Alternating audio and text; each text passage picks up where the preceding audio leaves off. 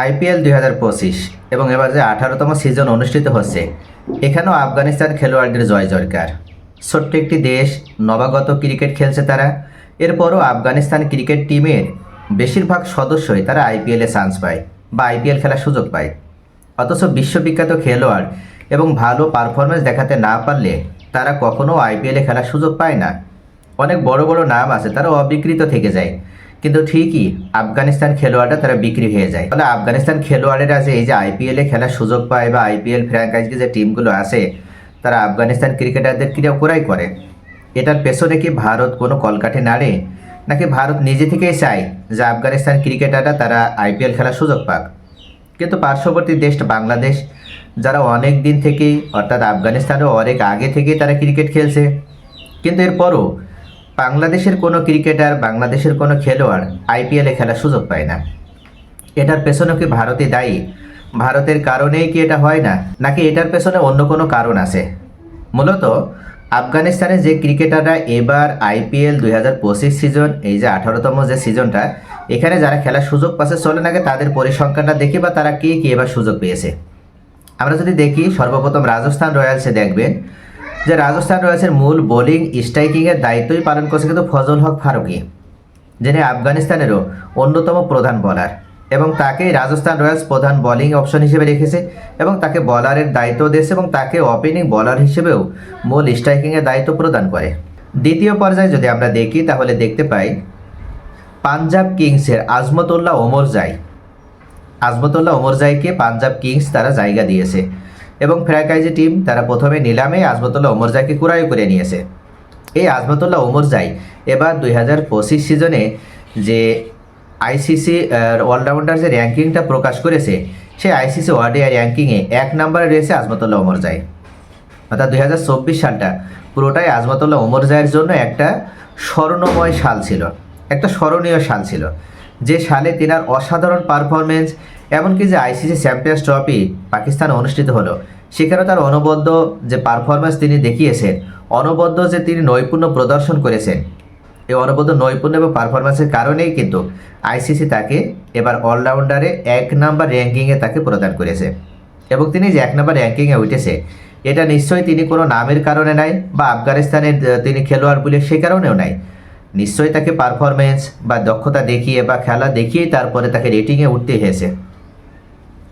তাহলে আজমতুল্লাহ ওমরজাইকে পাঞ্জাব কিংস তারা দলে ভিড়িয়েছে এবং আজমতুল্লাহ ওমরজাইকে তারা প্রধান বলার হিসেবে যেমন বল করেছে, ঠিক তেমনইভাবে ব্যাটিং পজিশনও যদি আমরা দেখি তাহলে প্রথম ম্যাচেই তাকে 4 নম্বর পজিশনে ব্যাটিংয়ে পাঠিয়েছিল। এরপরে গুজরাট টাইটান্সের অনবদ্য এক নাম রশিদ খান, এবং পাশাপাশি তাকে এবার পাশাপাশি করিম জানাতকেও দলে ভিড়িয়েছে এই গুজরাট টাইটান্স। তো আফগানিস্তানে করিম জানাত সম্পর্কে নতুন করে কিছু বলার নেই, তিনি আফগানিস্তানের মেন স্তম্ভ বা প্রধান স্তম্ভ বলা চলে ব্যাটিংয়ের, এবং তার উপরে আফগানিস্তান টিম অনেকটাই নির্ভর করে। পাশাপাশি রশিদ খান, তিনি তো বিশ্ববিখ্যাত একজন ক্রিকেটার, বিশ্ববিখ্যাত একজন খেলোয়াড়। এমন কোনো বিশ্ব লিগ নেই, এমন কোনো নাম করা লিগ নেই যে লিগে রশিদ খান খেলে না।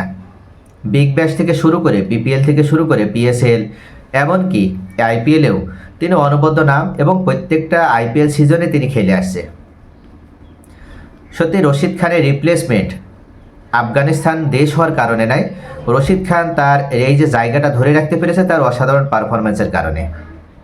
এরপর আমরা যদি আসি কেকেআর কলকাতা নাইট রাইডার্স, তাহলে তারাও কিন্তু রহমানুল্লাহ গুরবাজকে দলে রেখেছে এবং গত যে সিজন 2024 সিজনে রহমানুল্লাহ গুরবাজ কলকাতা নাইট রাইডার্সের জন্য কী করেনি, তার অনবদ্য ভূমিকা এবং তার অসাধারণ ব্যাটিং নৈপুণ্যের কারণেই গত সিজনে কলকাতা নাইট রাইডার্স তারা চ্যাম্পিয়ন হতে পেরেছিল।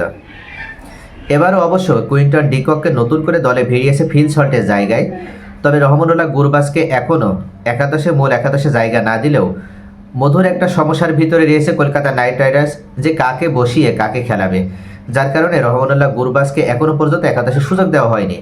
কলকাতা নাইট রাইডার্সের 2টা ম্যাচ হয়ে গেল, তবে পরবর্তী ম্যাচগুলোতে তারা রহমানুল্লাহ গুরবাজকে অবশ্যই সুযোগ দেবে এবং রহমানুল্লাহ গুরবাজ যে কি অসাধারণ ভূমিকা রাখতে পারে সেটা সকলেই আমরা জানি।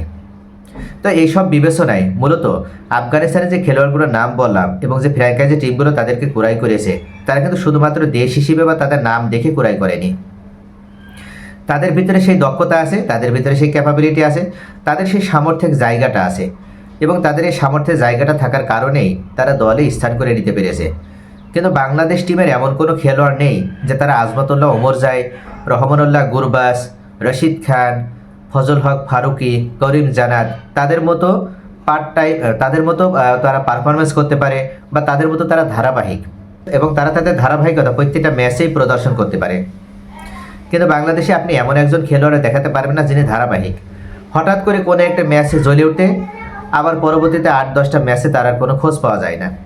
এই যে অধারাবাহিক, এই অধারাবাহিকতার কারণেই আইপিএলের মতো ফ্র্যাঞ্চাইজি টিমগুলো বাংলাদেশি ক্রিকেটারদের প্রতি আগ্রহ দেখায় না এবং তাদেরকে দলে নিতে কোনো ধরনের রিস্ক নিতে চায় না। তো মূলত এই একটি কারণেই বাংলাদেশি খেলোয়াড়দের ভিতরে ধারাবাহিকতা না থাকার কারণটাই মূলত বাংলাদেশি খেলোয়াড়রা আইপিএলের মতন এরকম একটা মেগা টুর্নামেন্টে তারা স্থান করে নিতে পারে না।